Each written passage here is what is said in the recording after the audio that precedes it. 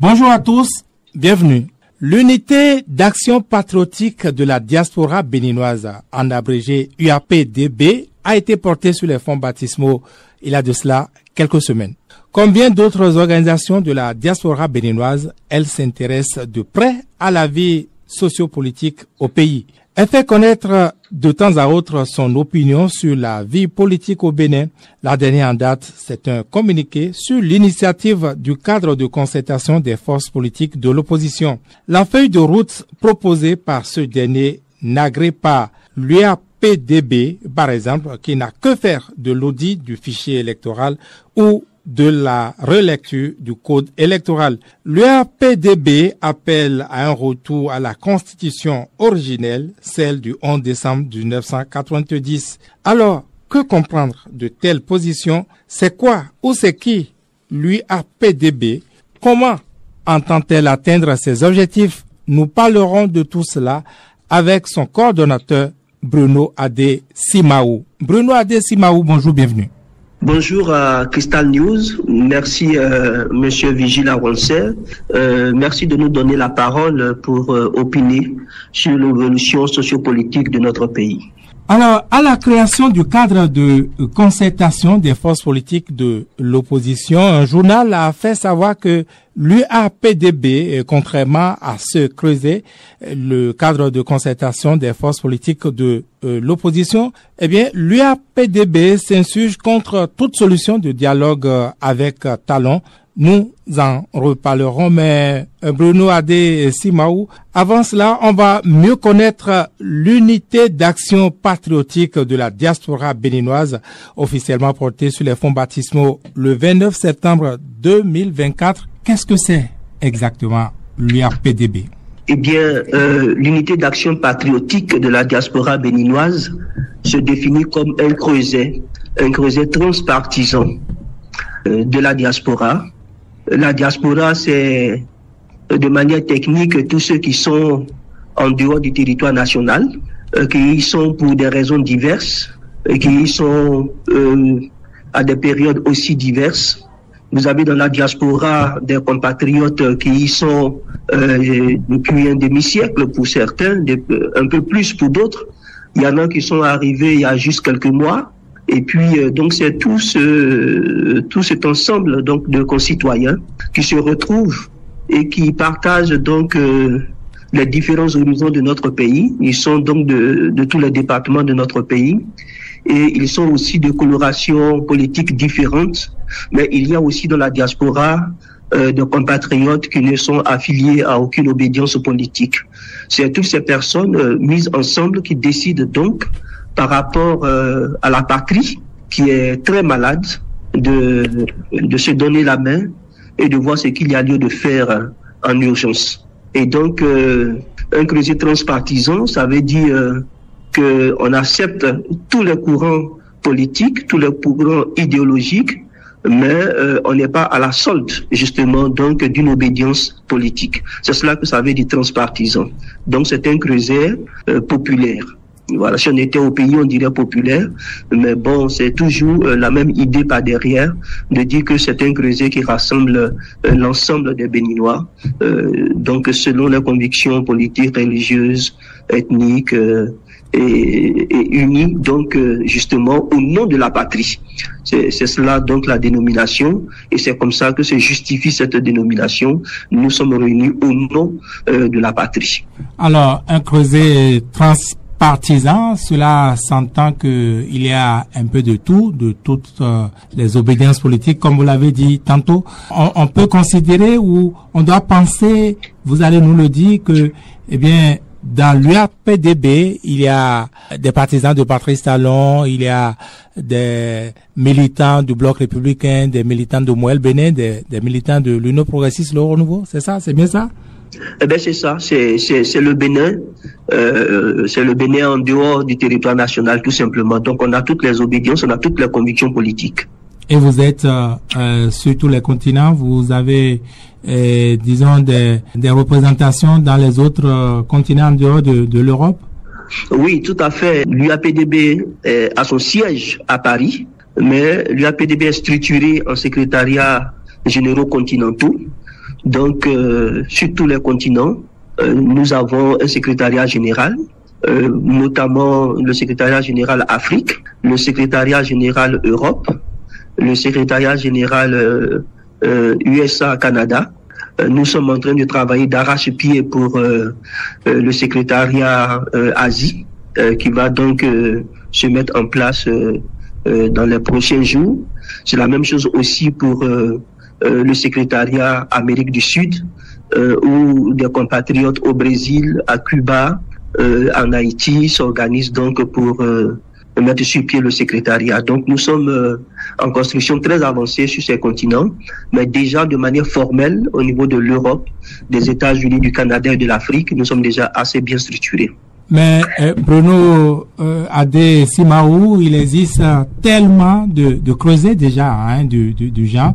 Pourquoi ce creuset-là, pourquoi l'UAPDB doit naître en plus? Qu'est-ce que cela va changer? Alors, comme sur le territoire national, il y a beaucoup d'initiatives, vous savez. Et tant qu'on n'a pas encore trouvé la solution idoine, on continue toujours, la réflexion étant dynamique, de chercher la bonne approche pour sortir de l'ornière. Et donc, la plupart des organisations auxquelles vous faites référence sont justement des organisations accrochées à une obédience politique. Et l'innovation avec l'UAPDB, c'est que nous sommes transpartisans, comme nous l'avons dit. Nous regroupons aussi des compatriotes qui n'ont pas d'obédience politique, qui sont simplement des citoyens, qui sont des hommes épris de paix, de justice et de liberté, qui sont tout simplement, on va dire, des patriotes. Donc voilà la nouveauté. C'est pour cela que la construction de ce cadre-là a mis un peu de temps, parce que justement, il fallait aplanir tous les hommes, il fallait qu'on se mette d'accord sur l'essentiel, et l'essentiel ici, c'est donc la patrie. Et donc, dans ce creuset, on l'a déjà dit, on ne le dira jamais assez, il n'y a pas un courant politique qui triomphe, parce que les courants politiques, quand la République fonctionne normalement, ont droit de citer. Mais ici, notre République, elle est en panne, elle n'existe même plus. Et donc, on ne peut plus parler de bataille politique au sens vrai du terme. Notre bataille est une résistance face à la transformation de notre régime démocratique en régime monarchique. À partir de ce moment, donc, la seule bannière qui reste pour le peuple, pour les citoyens, ben c'est la patrie. C'est la patrie. Alors, nous allons parler, comme vous avez commencé, parler de votre approche, un peu de vos stratégies. Mais parlons encore une fois de vos objectifs. Vous insistez là-dessus. Vous êtes transpartisan. Vous n'avez pas d'obédience politique qui prenne le dessus. Mais vous parlez quand même politique. Vos objectifs sont politiques. Vous dites que la République est couchée. Vous allez la redresser. C'est également politique. On peut ne pas avoir de couleur politique et avoir des objectifs aussi hautement politiques? Ben, tout à fait. C'est pour cela que dans les nations, vous avez des candidatures indépendantes, n'est-ce pas? Pour les joutes électorales, vous avez des candidats qui sont indépendants. Il n'y a que chez nous que des lois liberticides viennent d'imposer que tout le monde soit politisé dans la République, mais vous avez partout dans les grandes nations des hommes qui ne sont pas affiliés à un parti politique, et qui pourtant sont des hommes politiques. L'homme lui-même par essence est un animal politique. Voilà, il essaie de s'intéresser à la gestion de la cité, à son environnement, et donc la gestion de la cité, oui, c'est un acte politique, et on peut être politique sans avoir des intérêts partisans, je veux dire politico-politiciens. Oui, ben, si on va forcer quand même la classification, Bruno Adesimaou, on dirait quand même que vous êtes beaucoup plus de l'opposition. Tout au moins, vous vous opposez à Patrice Talon, à sa gouvernance, non? Oui, mais l'opposition au sens classique du terme, non. C'est pour cela que nous sommes opposés même au cas de concertation de l'opposition. Vous êtes opposé à l'opposition? Voilà. Ah oui, parce que pour nous, il y a que nous sommes dans un état de non-droit, il y a que la République n'existe plus, il y a que le président de la République s'est mué en monarque, il y a que les institutions de la République ont disparu, et dans ce contexte, on est en résistance, et quand on est en résistance, on n'est pas en opposition. Comme je l'ai dit, il y a une grosse nuance entre opposition et résistance. Vous faites l'opposition dans un pays quand les institutions de la République fonctionnent, quand l'État fonctionne, quand le président de la République respecte les lois, quand les libertés fondamentales sont respectées. À partir du moment où vous vous opposez à ceux qui sont aux affaires et qu'on va appeler la mouvance. Alors que ici, nous pensons justement que il y a pour nous une seule alternative à la monarchie qui s'est installée de fait dans notre pays, et cette alternative, c'est de retourner à des assises nationales, c'est de retourner nous asseoir tranquillement pour redéfinir un nouveau contrat social, parce que le président de la République a dit clairement qu'il ne veut pas de dialogue politique, il ne veut pas de dialogue avec les couches sociales de son pays, il ne veut dialoguer avec personne. C'est le message qu'il nous envoie depuis la crise de 2019 jusqu'à aujourd'hui. Et comment donc vouloir s'entêter à dialoguer avec quelqu'un qui refuse par toutes les manières le dialogue? Voilà, et donc il n'y a pas de dialogue, le dialogue n'a pas de sens. Il faut retourner vers le peuple. Le peuple est le détenteur exclusif, n'est-ce pas, du pouvoir. C'est par dévolution que le président de la République se retrouve en train d'exercer donc le pouvoir d'État. Le pouvoir détenteur du pouvoir. Oui. Il faut repartir donc vers le peuple et lui redonner son pouvoir. Il faut permettre donc au peuple de se réapproprier son pouvoir. Voilà notre démarche. Oui, on va y arriver. Vous allez pouvoir nous développer tout cela, comment y arriver et tout à l'heure. Bruno Adé Simaou, mais vous dites que vous insurgez contre tout dialogue avec Patrice Talon, et vous dites que Patrice Talon lui aussi ne dialogue pas. Alors, vous êtes autant un problème que Patrice Talon, non? Non. Voici la clarification que nous apportons. Il faut que nous soyons très clairs. Le dialogue, le peuple l'a souhaité. Quand les crises sont survenues en 2019 notamment, toutes les couches sociales de notre pays, les forces religieuses, les têtes couronnées, les organisations de la société civile, tout le monde, pour prévenir donc les dangers qui profilaient à l'horizon, a fait des vagues, a fait des mains et des pieds pour demander au président de revoir la posture dans laquelle le pouvoir se trouvait, justement pour éviter qu'on aille dans un précipice. Et puis le président s'est radicalisé, il n'a pas entendu raison. Depuis 2019 jusqu'à aujourd'hui, c'est le même mode opératoire. Le président s'est bouché les oreilles, il n'écoute personne à part lui-même. Et donc, dans ces circonstances-là, nous remarquons donc que face à la volonté manifeste du président de la République de ne pas dialoguer, il faut entrevoir une autre alternative. Et cette alternative, qu'on n'exploite pas à fond et qu'on n'exploite pas souvent, semble être une méconnaissance de nos droits, des droits du peuple justement. Le peuple, c'est lui qui est le détenteur du pouvoir.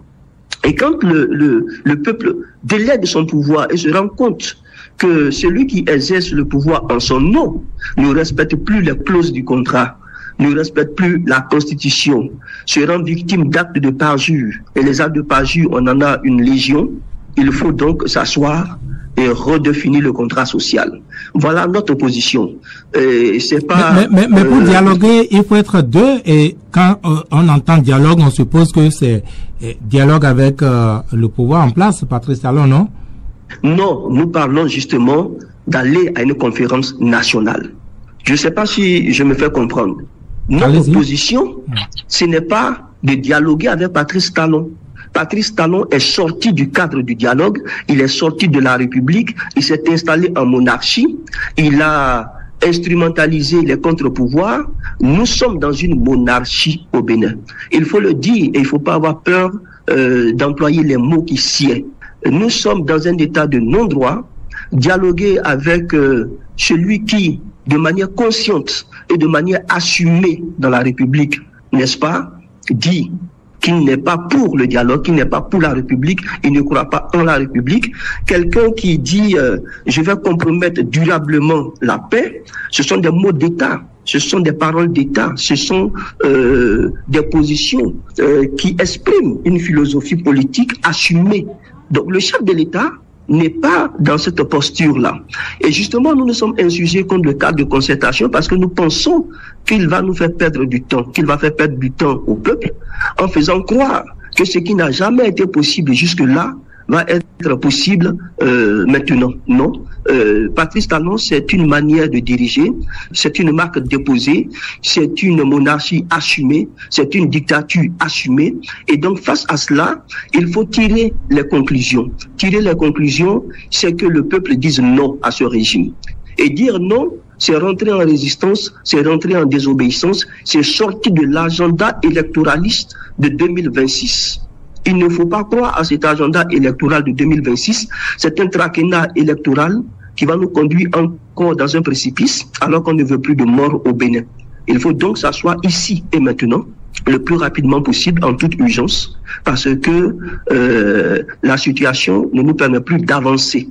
Voilà, donc il y a dialogue quand deux partenaires consentent à dialoguer. Il y a dialogue quand deux partenaires consentent à s'asseoir. Depuis 2019, depuis les premières crises de 2019, il y a une partie qui est la partie la plus légitime, je vais dire, puisque c'est le peuple qui est détenteur du pouvoir. On semble l'oublier. Et le peuple fait des démarches vers un légataire et lui dit, le chemin que tu prends n'est pas bon. Asseyons-nous et discutons. Il dit non. Et depuis 2019 jusqu'à aujourd'hui que ça dure, il continue d'avoir cette posture. Et pour nous donc, c'est du dilatoire. Ce dilatoire va nous faire perdre le temps. On va encore aller à des élections si le calendrier est maintenu, avec un code chrysogène, avec une fiche électorale qui n'est que du vent, qui n'est juste nulle part, parce qu'il n'y a pas de moyen de vérifier, il n'y a pas de moyen de corriger, il n'y a pas de moyen de... D'ailleurs, nul n'a été associé à la rédaction, à l'érection, à la composition de ces instances. Et donc, le régime continue de se braquer et dit que son code est bon, son fichier est bon. D'accord? Dans ce contexte-là, qu'est-ce qu'on attend de ce régime? Qu'est-ce qu'on attend si ce n'est pas encore multiplier les crises auxquelles nous avons déjà assisté? Le régime va-t-il montrer patte blanche? Va-t-il revenir à de bons sentiments alors qu'il ne l'a pas fait depuis 8 ans? Nous pensons qu'il va garder son rythme. Et des gens vont sortir encore pour contester et seront canardés tout simplement. Donc, dans un État où on a assisté de manière massive et récurrente à la banalisation de la vie qui est sacrée, à des tueries qui ne veulent plus rien dire pour cet État, nous ne voulons plus qu'une goutte de sang coule en plus. Et c'est pour cela qu'il faut s'arrêter, ne pas croire à cet agenda électoral de 2026, mais aller par tous les moyens à une assise nationale. Ce sera une conférence nationale et donc que le peuple va s'imposer à lui-même. Oui, mais Bruno Adesimaou, quand on vous écoute, comment on participe, n'est-ce pas, à cette solution-là? Comment on arrive à cette solution sans Patrice Talon, sans sommer la violence, sans sommer la crise que vous voulez éviter au pays? Alors, quand un peuple ne veut pas, il dit non. Quand on est face à l'arbitraire, on dit non.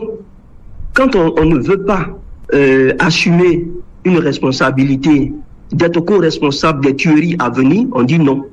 Parce que justement, accepter de rentrer dans ce dialogue, c'est accepter d'être de manière implicite co-responsable des tueries qui vont encore arriver.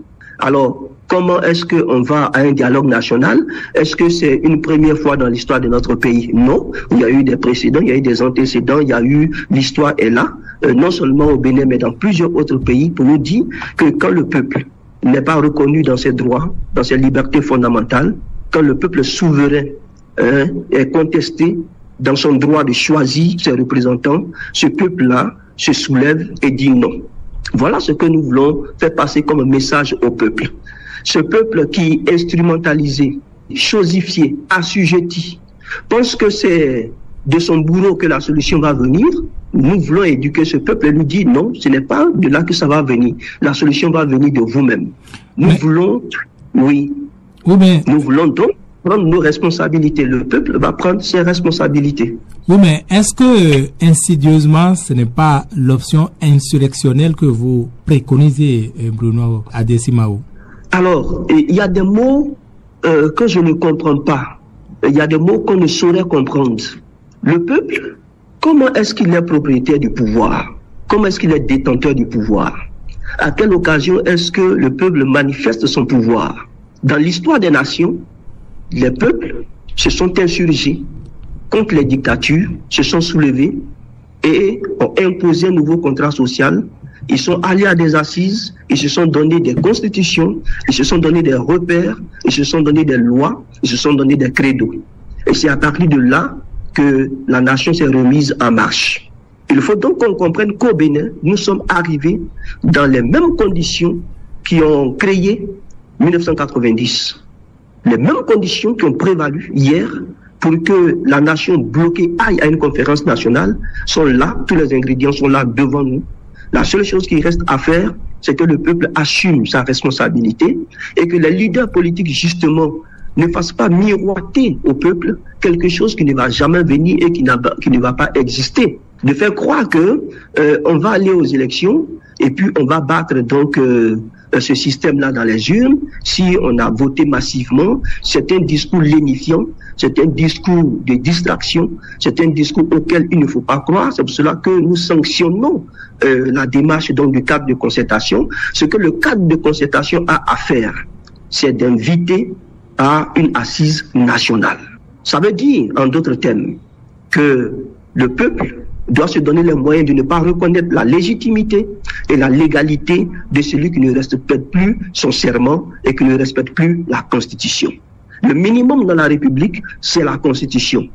C'est la loi qui nous fédère. Quand celui qui est chargé de respecter la Constitution ne la respecte plus, la foule aux pieds, eh bien, lui aussi, on lui arrache sa légitimité, n'est-ce pas? La légitimité venant du peuple, la légalité venant du respect de la loi. Quand lui-même, il ne respecte pas ça, qu'est-ce que... Oui, mais ce que vous dites, est-ce que, à la limite, c'est pas également une faute, c'est pas à une déstabilisation du pays que vous appelez, à une déstabilisation des institutions du pays? Alors, est-ce que les institutions du pays existent pour qu'on appelle à leur déstabilisation? Est-ce que les institutions du pays fonctionnent pour qu'on appelle à leur déstabilisation? Donc je comprends que vous n'appelez pas la déstabilisation, parce que ça également c'est une faute, c'est puni par la loi, vous le savez. Nous faisons un constat froid de ce que, interpellé à plusieurs reprises à prendre ses responsabilités, la Cour constitutionnelle s'est déclarée incompétente sur plusieurs sujets. Nous ne sommes pas en train d'appeler à une insurrection. Nous sommes en train d'appeler le peuple à faire le constat de ce que la République est à terre, de ce que la République n'existe pas, de ce que les contre-pouvoirs n'existent plus, et que dans ce contexte-là, le peuple a le droit de dire non, je ne suis pas d'accord avec celui qui dirige, je ne suis pas d'accord avec sa manière de faire. Eh bien, le peuple rentre en résistance, et le peuple, donc, au nom de la loi fondamentale, une insurrection, un coup d'État, une déstabilisation, c'est aller contre le cours normal de la gestion d'un État. C'est aller contre la volonté populaire. C'est aller contre les lois de la République. Donc il y a des solutions en dehors de ça. C'est les solutions en dehors de ça que vous proposez, que vous préconisez, si on se comprend bien. Mais tout à fait. Tout à fait. Tout à fait. Alors, Bruno Adé Simao, vous parlez de la résistance. Vous préconisez, si j'ai bien compris, la résistance, n'est-ce pas? Alors, une telle chose, ça se met en pratique, ça se met en place. Vous qui êtes dans la diaspora, vous qui êtes si loin du Bénin, vous qui êtes si loin du territoire, où ça se passe, comment on met la résistance en place? Ah ben, c'est une erreur de croire que la diaspora est loin du territoire. Techniquement, physiquement, oui, on peut le dire, mais la diaspora est en contact avec le territoire national. Les citoyens dans la diaspora ont des parents avec lesquels ils parlent tous les jours. Ils ont des amis avec lesquels ils parlent tous les jours. Ils ne sont pas déconnectés du pays. Ils sont au fait des réalités du pays. Ils peuvent rentrer au pays à tout moment. Ils rentrent d'ailleurs au pays à tout moment. C'est pas tout le monde qui est ciblé, qui est recherché. Donc la diaspora est là. Et la diaspora n'entend pas s'exclure d'un combat quelconque. La diaspora sera là, comme elle a été là hier. Elle a d'ailleurs toujours été là. À chaque fois que l'histoire l'a recommandé, la diaspora a été là. en 1990, eh bien, à la conférence nationale, vous aviez des compatriotes qui étaient interdits de séjour au pays, qui sont revenus. Eh bien, donc, la diaspora, elle est là. Vous acceptez avec moi, vous comprenez que l'option de la résistance telle que vous la proposez, eh bien, c'est une chose qui s'organise, non? Oui, personne n'a dit le contraire. Et comment vous entendez vous y prendre? Ah ben, vous voulez qu'on parle de comment on va... Je vous demande pas de lever vos stratégies, mais quand on est aux États-Unis, on est au Canada, on est à Paris, comment on met en place une telle résistance? Comment on est efficace? Alors, je vous faisais comprendre tout à l'heure, en d'autres mots, que notre monde est tellement interconnecté, notre monde est tellement petit, que faut pas penser que quelqu'un qui est au Canada est loin du Bénin. Voilà. J'ai dit aussi que c'est une faiblesse dans tous les cas, non? La distance dans ce cas. Oui, ça n'empêche rien du tout. Ça n'empêche rien du tout. Ce qu'il faut comprendre, c'est que, eh bien, la diaspora est dans l'action. La diaspora n'est pas en train de vendre des préceptes depuis l'extérieur. Non. La diaspora est dans l'action. Et ces actions sont déjà sur le terrain. Voilà. Mais la diaspora, juste là, n'a rien réussi, et ce n'est pas une insulte. On n'a rien à l'actif de la diaspora. Juste là, on va dire, les Béninois ont juste là échoué face à Patrice Talon, y compris la diaspora, non? Eh bien, vous savez, tant que les populations du Burkina Faso n'avaient pas renversé Blaise Compaoré, tant que les populations de la Tunisie n'avaient pas chassé le dictateur Ben Ali, tant que des révolutions ne s'étaient pas opérées, les peuples qui étaient dominés, qui étaient assujettis, qui étaient instrumentalisés, ont toujours été considérés comme des peuples amorphes, des peuples démissionnaires.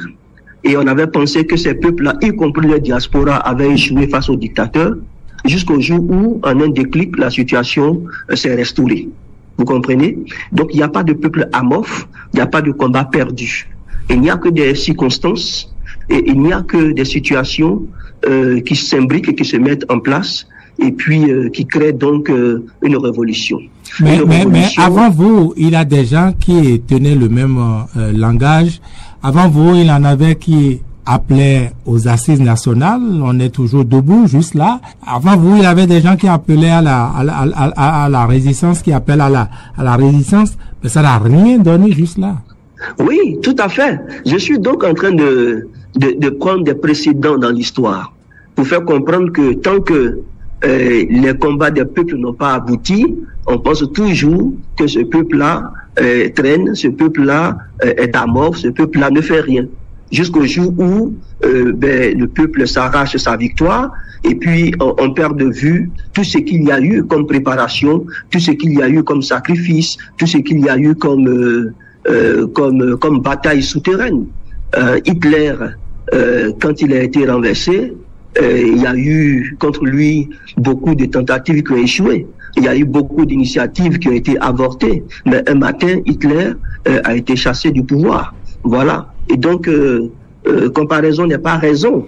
Mais je veux simplement dire que quand un peuple est excédé, quand un peuple n'en peut plus, il dit non, je ne veux plus. Et vous êtes tellement sûr de vous-même, vous êtes tellement sûr de vous-même à l'UAPDB que vous dites aux autres forces de l'opposition, notamment celles regroupées dans le cadre de concertation, vous leur dites d'aller s'asseoir ou de doubler en tout cas cette option, leur option à eux. Nous leur disons de faire le constat froid qu'ils n'ont pas d'interlocuteurs en face d'eux. Nous leur demandons de faire le constat froid que le régime avec lequel ils veulent dialoguer leur a fermé toutes les portes, se moque d'eux et les fait tourner en bourrique. Quand le cadre de concertation est reçu pour nous par la plus haute autorité à travers le ministre de la Justice et que l'émissaire du gouvernement fait croire que le président est disposé à dialoguer, eh bien, c'est quand l'UPR reçoit ce cadre de concertation que on se rend compte de la véritable réponse que l'exécutif donne au cadre de concertation par la voix de l'UPR. Et qu'est-ce que l'UPR dit au cadre de concertation? Que le code électoral n'a pas de problème, le fichier électoral n'a pas de problème. En d'autres termes, vous inventez des problèmes qui ne nous concernent pas. Donc nous ne nous associons pas à ce que vous êtes en train de dire. Quand l'UPR parle, qui a parlé? L'UPR étant un parti de la mouvance, n'est-ce pas? Les réponses sont claires. Il faut tirer la conclusion. Et la conclusion, c'est que il n'y a pas en face la volonté de dialoguer.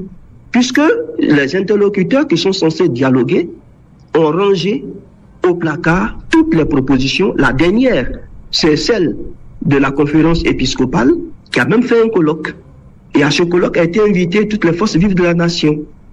À la sortie de ce colloque, le porte-parole du gouvernement est venu ironiser sur les revendications, pas les revendications, sur les résolutions de la conférence épiscopale et a dit en d'autres mots que le clergé catholique devait se préoccuper de ses propres affaires. D'accord? C'est de notoriété publique. C'est de notoriété publique.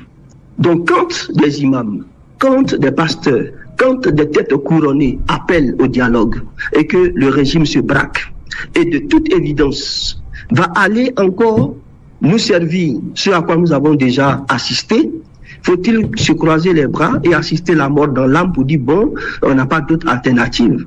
Non, nous avons une alternative, c'est de prendre nos responsabilités face à l'histoire. Oui, mais Bruno Adé Simao, est-ce que votre option, votre suggestion n'a pas la faiblesse d'ignorer le terrain, d'ignorer le fonctionnement du pouvoir de la rupture avec sa brutalité, ses violences bien connues, ces personnes qui, comme vous, je me dis, si vous étiez au Bénin, vous teniez ce langage, certainement vous serez probablement jeté en prison. Ou est-ce que vous pensez qu'on peut être au Bénin et facilement entreprendre ce que vous entreprenez là? Comment s'y prendre sans se faire harakiri, j'ai envie de dire? Oui, ce qu'il faut retenir, c'est que les régimes les plus oppressants, les plus dictatoriaux, les plus vindicatifs sont tombés comme un château de cartes quand les temps ont été accomplis. C'est aussi simple que cela. Et il y a une expression dans laquelle se retrouve le nom du président de la République, c'est Achille, le grand guerrier romain, mais qui avait une faiblesse, c'était son talon. D'accord? On parle donc du talon d'Achille. Il n'y a pas de citadelle imprenable. Il n'y a que des citadelles mal attaquées. Et ça veut dire tout simplement que ceux qui sont forts aujourd'hui, ceux qui disent aujourd'hui qu'ils sont invincibles, ne sont que des hommes, ne sont que des concitoyens, ne sont que des frères à nous.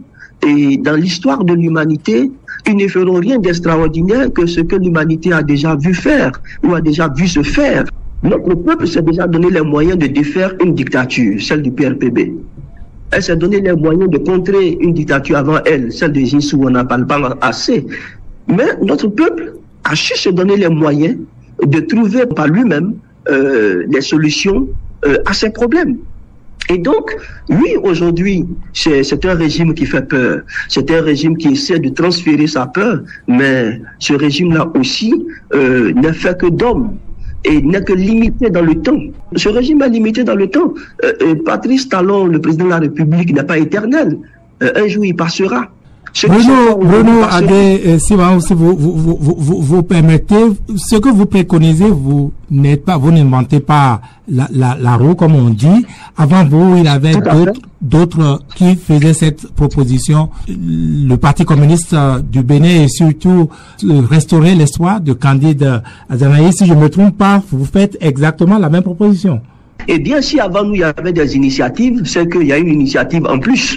S'il y avait une seule personne qui en parlait, ben nous sommes deux aujourd'hui. S'il y en avait deux, nous sommes trois aujourd'hui. Oui, c'est sûr, au moins vous êtes trois, je vais dire. Mais faisons un peu d'analyse, si vous permettez. Qu'est-ce qui a fait que ça ne prenait pas juste là, avec ce qui en parlait avant vous? Oui, tant que les initiatives, vous avez ce que vous venez de citer, vous avez parlé de partis politiques, n'est-ce pas?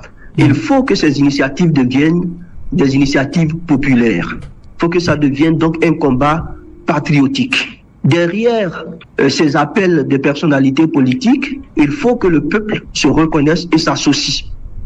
Aujourd'hui, si ce que nous disons, c'est le même discours que le PCB, que Restaurer Espoir, nous avons aussi l'espoir, pour ainsi parler, que le cadre de concertation va adopter notre langage, va adopter notre position, qui est la position la plus juste aujourd'hui.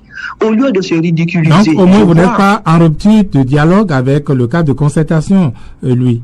Non, pas du tout. Nous ne sommes pas en rupture avec qui que ce soit dans la République. Nous disons que... Avec Patrice Talon un peu quand même, non? Si je vous ai compris juste là. Oui, par sa manière de gouverner. Si demain, il vient dire que, d'accord, il reconnaît ses erreurs, il reconnaît que le code électoral, le fichier électoral, toutes les lois qui ont été prises sont chrysogènes et que, eh bien, il faut qu'on s'asseye pour réévaluer tout l'arsenal des réformes juridiques et qu'on se dote d'une constitution qui soit une constitution consensuelle. Eh ben, c'est un fils du pays avec lequel nous nous asseyons, avec lequel nous discutons. Notre opposition est une opposition, je vais dire, liée à la gestion de l'État.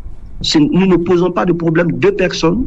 Et quand nous disons que nous nous insurgeons contre la démarche du cadre de concertation, ça ne veut pas dire que nous avons un problème avec les acteurs du cadre de concertation.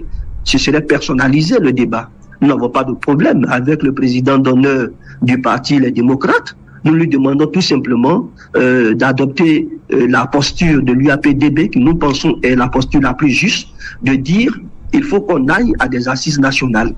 Mais est-ce qu'au-delà de parler dans les médias comme vous le faites en ce moment, vous avez pris des initiatives concrètes envers ces personnalités-là? Ces initiatives existent toujours. Non, est-ce que de manière concrète, vous avez fait quelque chose, vous avez adressé des courriers, vous avez envoyé des délégations vers ces personnes, ces partis politiques qui, selon vous, font fausse route? Bien entendu, nous discutons, nous échangeons. Ça, je peux vous l'assurer.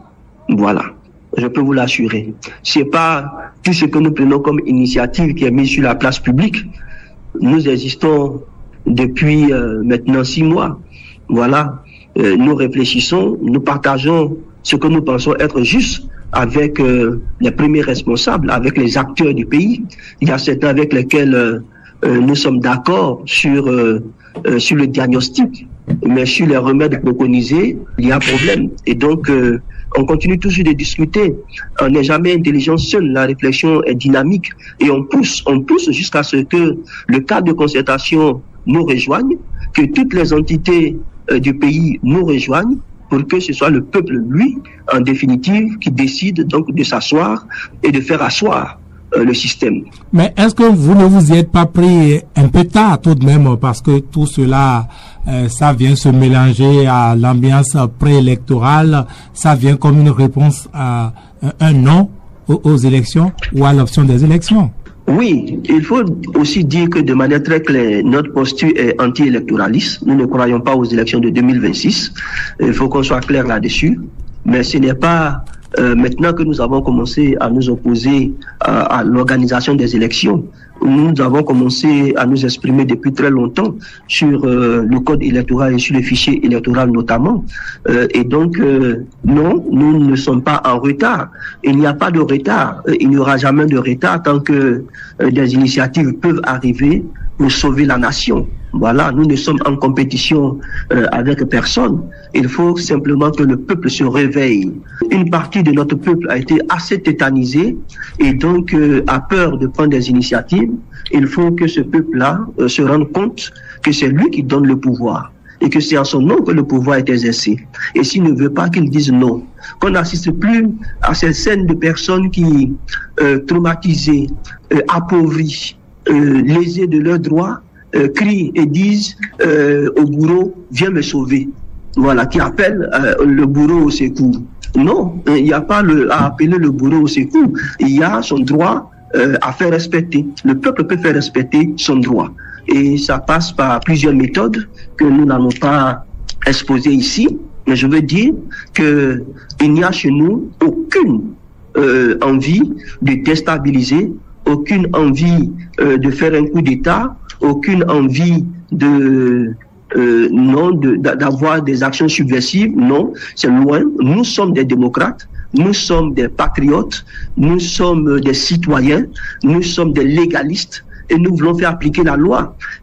En face des actes de parjure, quand un président, et je voudrais bien qu'on puisse, si cela est possible, lire ce qui fonde la prestation de serment du président de la République, quand le président de la République, dans l'article 53 de notre Constitution, lève la main au nom de Dieu, au nom des membres de nos ancêtres, au nom de la nation et devant le peuple, d'accord? Et qu'il dit que le peuple est seul détenteur de la souveraineté et que c'est devant ce peuple-là qu'il jure de manière solennelle de respecter, n'est-ce pas, et de défendre la Constitution que ce peuple-là s'est librement donné.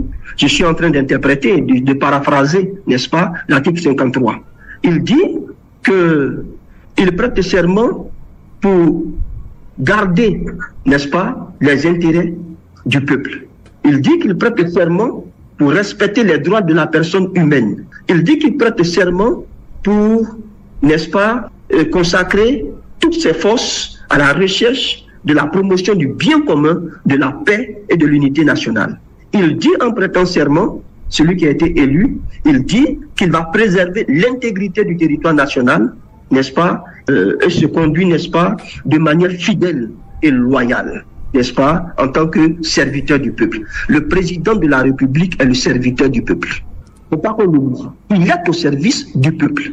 Et le mot ministre, de manière étymologique, veut aussi dire serviteur du peuple. Ce sont donc des serviteurs du peuple. Ils sont donc au service du peuple. Si le peuple a engagé des hommes, ils travaillent pour lui, et que ce peuple-là ne se reconnaît plus dans la manière de travailler de celui à qui il a légué son pouvoir, qu'est-ce que le peuple fait? Les actes de parjure, comme je l'ai dit, sont légion, mais notre Constitution balbutie sur la sanction à apporter quand la Constitution est violée. La dernière phrase que le président prononce lors de sa prestation de serment, c'est de dire en cas de parjure, que nous subissions les rigueurs de la loi. Mais quand un président de la République a prêté serment pour dire qu'il va défendre la paix, dit lui-même qu'il va compromettre durablement la paix, n'est-ce pas? Et il ne le dit pas devant des copains, il ne le dit pas à une fête gala, il le dit devant des autorités morales, devant la conférence épiscopale, il dit « Je vais compromettre durablement la paix ». Sous d'autres cieux, ce monsieur est déchu de ses fonctions. Vous comprenez? Sous d'autres cieux, le président de la République du Bénin a posé des actes qui méritent que sous d'autres cieux, il ait été déchu de ses fonctions depuis très longtemps.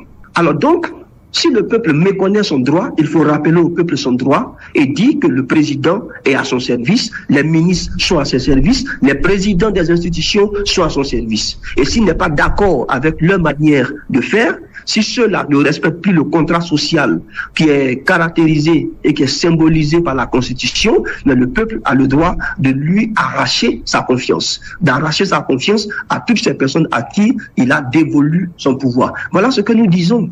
Et en cela, il n'y a pas d'insurrection, il n'y a pas de... Non, j'ai employé quelqu'un, il ne fait pas mon travail. Je dis, bon monsieur, je constate que le travail pour lequel je vous ai engagé, vous ne le faites pas, on va rompre le contrat. Dans la République, comment est-ce qu'on rompt le contrat? Bien voilà.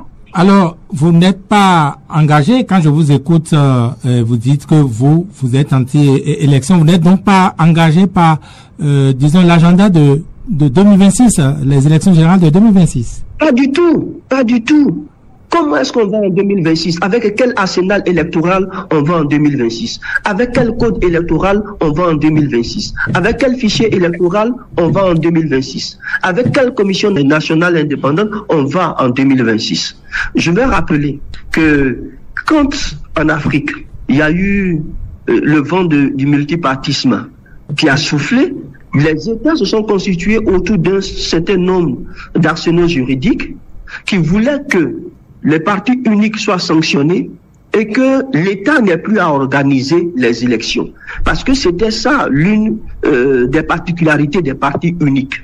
Les partis uniques, c'est le ministère de l'Intérieur qui organisait les élections. À partir de 1990, quand le vent de la démocratie et du multipartisme a soufflé, les constituants se sont entendus pour que on arrache la prérogative d'organiser les élections à l'exécutif.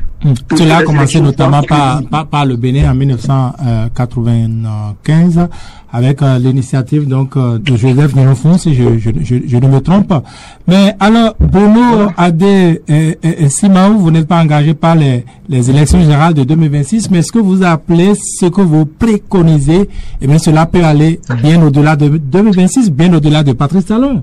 Oui, ça peut se faire aussi demain matin. Bien sûr, mais ça peut se faire bien après 2026, non? Oui, mais ça peut se faire avant. Et si Patrice Talon n'était plus là, si Patrice Talon n'était plus président de la République après 2026? Il faut d'abord qu'on se donne des tests consensuels. Vous savez, le préambule de la Constitution du 11 décembre 1990 a fait du consensus quelque chose de sacro-saint dans notre République. Parce que justement, pour refuser l'esprit du parti unique, de la pensée unique, d'un seul individu hyper intelligent que tout le monde, les constituants se sont dit, désormais, pour administrer la République, il faut avoir un minimum de démarches consensuelles.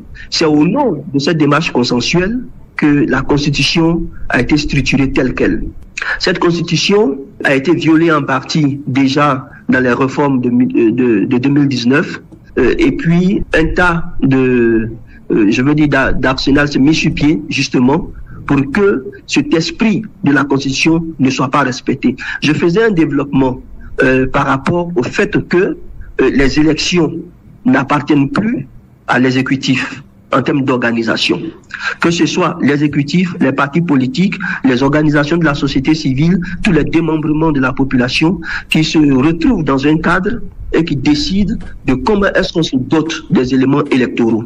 Eh bien, le régime de Patrice Talon a refusé cet esprit, cette manière de faire, ce consensus, et s'est doté à lui seul un code électoral dans des conditions que nous savons, s'est doté d'un fichier électoral qu'il refuse de faire évaluer. C'est une chose contraire à la volonté du peuple, n'est-ce pas?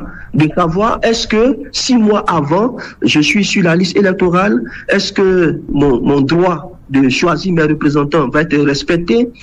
Toutes choses qui ont été mises en mal par tout ce que ce régime-là a mis sur pied. Parce que la philosophie politique de Patrice Talon, c'est vraiment la monarchie. Et c'est ce que d'autres personnes appellent la dictature du développement. On en a entendu sous d'autres cieux. Mais la dictature du développement, ça ne peut pas marcher avec un peuple qui a un niveau de conscience politique aussi élevé que le nôtre. Mais je m'en vais interroger encore votre conscience du dialogue, votre possibilité d'atteindre vos résultats, vos objectifs, Bruno Adé et Simaou. Est-ce que vous avez déjà pris contact? Est-ce que vous avez pris langue, par exemple, avec ceux qui, avant vous, parlaient donc de résistance, ceux qui parlaient d'assises nationales? J'ai parlé tantôt de restaurer l'espoir, j'ai parlé du Parti communiste du Bénin. Oui, vous savez, dans l'agenda politique d'une organisation telle que la nôtre, il y a des actions médiatiques, il y a des sorties médiatiques, mais il y a aussi des offensives diplomatiques. Et comme toute diplomatie, ce sont des actions qui sont muettes, n'est-ce pas? Et donc beaucoup de choses se font. Nous n'avons pas l'intention, d'avoir la solution à nous seuls. Et d'ailleurs, nos tests sont très clairs et disent que c'est avec le peuple, n'est-ce pas, que nous allons arriver à la solution. Mais le peuple, c'est qui? Le peuple, c'est les partis politiques. Le peuple, c'est les leaders d'opinion. Le peuple, c'est les journalistes engagés. Le peuple, c'est les associations religieuses, c'est les têtes couronnées. Le peuple, c'est toutes ces entités. Et donc, oui, les démarches se font, comme je l'ai dit, et se font à un niveau accéléré, se font à un niveau accentué. Et ici, c'est pas le lieu de parler de nos offensives diplomatiques. Alors, vous avez évoqué le peuple. Plusieurs fois, le peuple, déjà dans cette émission, Adé Simaou, mais on a l'impression que le peuple béninois, pour l'instant, il est timoré et que le peuple béninois est sonné, est déchiré par la peur. Et vous le savez, vous n'êtes pas sans le savoir, Bruno Adé Simaou. Alors, vous savez, il faut sortir des a priori. Il faut vraiment sortir des a priori quand on parle du peuple. Il n'y a pas de peuple amorphe. Il n'y a pas de peuple timoré. Il y a des expressions de peur. Il y a quelques personnes qui s'expriment. Mais comment est-ce que vous faites le sondage pour savoir quel est le sentiment du peuple à l'heure où nous parlons? Non. Quel est l'élément que vous avez pour sonder les grognes, les mécontentements? Quels sont les moyens que vous avez pour savoir si la situation le permet, ce qui va se passer dans les secondes qui vont suivre? Je donnais l'exemple des femmes au Burkina Faso qui ont pris le devant de la contestation, de la lutte contre le RSP de Blaise Compaoré. C'était les femmes qui étaient au devant. Qu'elles avaient comme armes? Elles avaient leurs spatules, elles avaient leur bois et elles ont affronté l'armée. Mais au Bénin, au Bruno Adesima, au Bénin, quand on appelle à une manifestation, il y a très peu qui sortent aujourd'hui. Comment vous expliquez ça? Alors, je pose aussi la question. Est-ce que avant que les femmes dont je parle ne sortent au Burkina Faso, il y avait eu des initiatives avant? Oui, il y a eu des initiatives, beaucoup d'initiatives. Vous savez, avant qu'un combat n'aboutisse, c'est comme un effet de vague qui va et qui vient, de secousse. C'est comme si on secoue un arbre pour faire tomber un fruit. Ben on le secoue, et tant que cet arbre, ce fruit qu'on veut faire tomber n'est pas encore tombé, on pense que nos efforts sont vains. Et puis, arrivé à un moment donné, peut-être même quand on est fatigué, on se rend compte que nos fruits ont porté et que le fruit est tombé. Donc l'histoire des nations... Oui, vous êtes rempli d'optimisme, Bruno Adesimaou, mais beaucoup m'en voudront si je ne vous pose pas cette question-là. On a dit la diaspora. Oui, la diaspora, l'Union d'action patriotique de la diaspora béninoise. Je parlais tantôt du peuple béninois, mais on fait également un gros procès à la diaspora béninoise qui n'est pas très connectée et en matière de lutte avec le terrain, avec ceux qui sont au pays. Pas de ressources, en tout cas très peu de ressources envoyées, puisque un combat, une lutte, ça a besoin de ressources également. Et pourtant, vous n'êtes pas si généreux comme les Sénégalais, comme les Maliens, comme bien d'autres, non? Alors, chaque peuple a sa spécificité et il faut sortir des a priori, comme je l'ai dit. Le peuple béninois n'est pas le peuple malien, n'est pas le peuple sénégalais. Le peuple béninois, c'est le peuple béninois. Le peuple béninois. Je parle surtout de la diaspora. Parlons plutôt de la diaspora, de ce comportement de la diaspora. On voit dans d'autres pays, au Sénégal, on sait que avant bien l'avènement donc de ceux qui sont là aujourd'hui, les Sonko, il y a des gens qui ont perdu leur emploi. Sonko, lui-même par exemple, de la diaspora et bien d'autres au pays se sont mis ensemble pour cotiser pour lui. Pareil pour ce gendarme qui, rappelez-vous, ce lieutenant qui a perdu son poste licencié, etc., etc. Mais on n'a pas ces genres d'initiatives au Bénin. On dit que ça tue également la lutte, ça tue les initiatives. Alors, une fois encore, tant que la victoire n'est pas obtenue, les spéculations vont libre train. Dans notre pays. Donc vous ne trouvez pas que c'est une faiblesse, ce que reprouvent les gens, c'est faux. Vous parlez ça d'un revers de la main. Ce qui serait perçu comme une faiblesse, c'est l'inaction. Nous ne sommes pas en situation d'inaction. Mais d'aucuns vous diront que l'action a besoin de carburant et vous, au moins, vous disposez de ce carburant et vous disposez de la paix, non? Eh bien, un matin, on fera le bilan de nos activités autour de la République restaurée et en ce moment-là, on parlera de bien des choses, de bien d'anecdotes et on en rira dans une République restaurée. Bruno Adesimaou, on évolue déjà vers la fin de cette émission. On va pas partir sans que je ne vous demande qu'est-ce que vous aimez tout de même dans la gestion du pays, du Bénin, par Patrice Talon. Alors, la philosophie politique pour nous est importante. C'est de la politique philosophique que émane la gestion du pouvoir.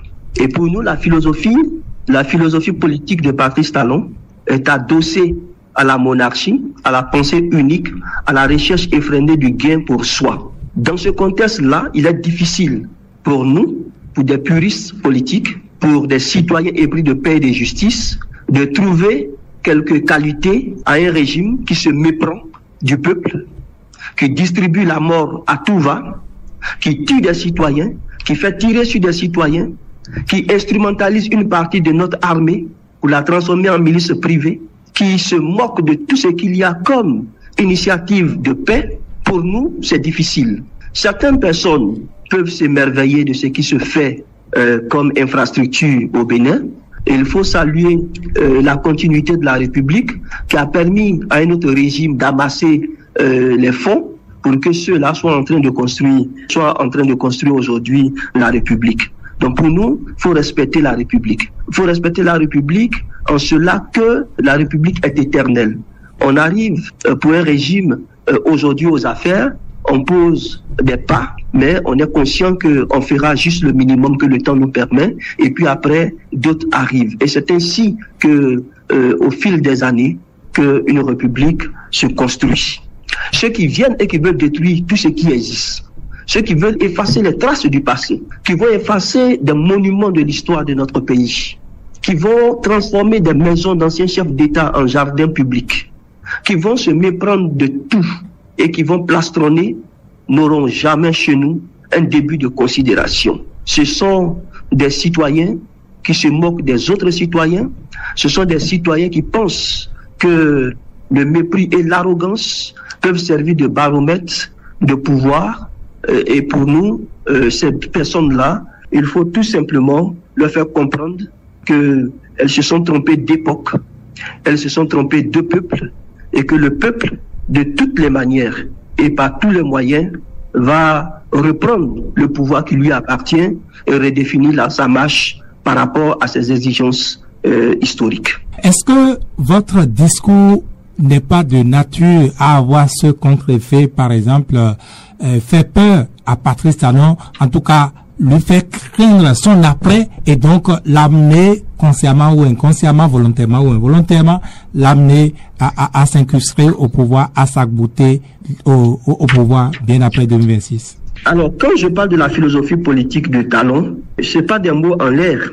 Patrice Talon ne pense pas à un après Patrice Talon. Patrice Talon est un être éternel qui a bâti sous nos yeux la monarchie, je veux dire, dans la République, et qui fait passer donc sa monarchie pour une république. Il donne l'apparence qu'il respecte les lois, il donne l'apparence qu'il est légaliste, surtout pour l'extérieur, mais en réalité, il ne croit pas à la monarchie, il travaille d'arrache-pied pour son 3e mandat, il veut s'éterniser au pouvoir, et pour nous donc, non, on ne fait pas peur à Patrice Talon. C'est Patrice Talon qui a franchi tous les Rubicons, qui est allé loin dans tous les excès, dans tout ce qui n'est pas permis dans une république, et qui s'est mis lui-même dans une posture où il ne peut faire que le mal pour avancer. Et donc, un homme comme ça, il faut le sauver de lui-même. Voilà, il faut le sauver de lui-même, et il faut arrêter qu'il devienne un train fou, n'est-ce pas, qui va dérailler et qui va aller créer encore assez de dégâts ailleurs. Donc pour lui-même, il faut savoir arrêter ce régime, et pour la quiétude des Béninois, il faut savoir revenir donc à une conférence nationale pour redéfinir un contrat social, pour redéfinir un mieux vivre ensemble. Ce qui est important, c'est qu'on se retrouve pour redéfinir ensemble. Celui à qui on a remis le pouvoir, c'est mépris de nous, il ne nous a pas respectés, il ne nous respecte à aucun niveau. Il parle des Béninois avec peu d'égard. Le Bénin est un désert de compétences, il fait l'apologie du régionalisme, il est dans tous les travers. Et donc, il a méconnu sa fonction. Le costume de président de la République semble être trop grand pour lui. Il faut donc lui permettre de rentrer, peut-être de retrouver ses attributs d'homme d'affaires tout simplement, pour que la République avance. Bruno Adé Simaou, on arrive au thème de cette émission. Je veux remercier votre média, respecter tous ceux qui y travaillent, saluer le peuple du Bénin, saluer la diaspora, et dire que nous croyons que aucun peuple n'est vaincu d'avance. Les peuples sont toujours vainqueurs dans l'histoire. Ils peuvent être malmenés un bout de temps, mais ils reprennent toujours le dessus. Notre mot de fin, c'est d'inviter tous les acteurs de notre pays à aller dans ce sens que l'agenda électoraliste de 2026 est un canular. Il ne faut pas y croire. Il faut, pour éviter des morts inutiles à notre pays, faire en sorte que nous puissions nous asseoir pour redéfinir un nouveau contrat social. Et nous y arriverons parce que nous sommes dans la justice et parce que notre combat est un combat divin. Vous savez, le président prête serment au nom de Dieu, au nom des membres des ancêtres. Et c'est aussi au nom de Dieu et des membres des ancêtres que nous menons ce combat pour dire qu'ils ont été trahis, que le peuple a été trahi, et qu'avec eux, nous voulons un Bénin restauré. Merci à vous, Bruno Adé Simao. Je rappelle que vous êtes le coordonnateur de l'unité d'action patriotique de la diaspora béninoise, en abrégé l'UAPDB, est porté sur les fonds le 29 septembre 2024. Merci à vous d'être venu sur l'émission Grand Angle. C'est la fin donc de cette émission. Merci à chacun, merci à tous de nous avoir suivis. Jacob Godonou, Samer Rondio ont assuré la réalisation technique de cette émission.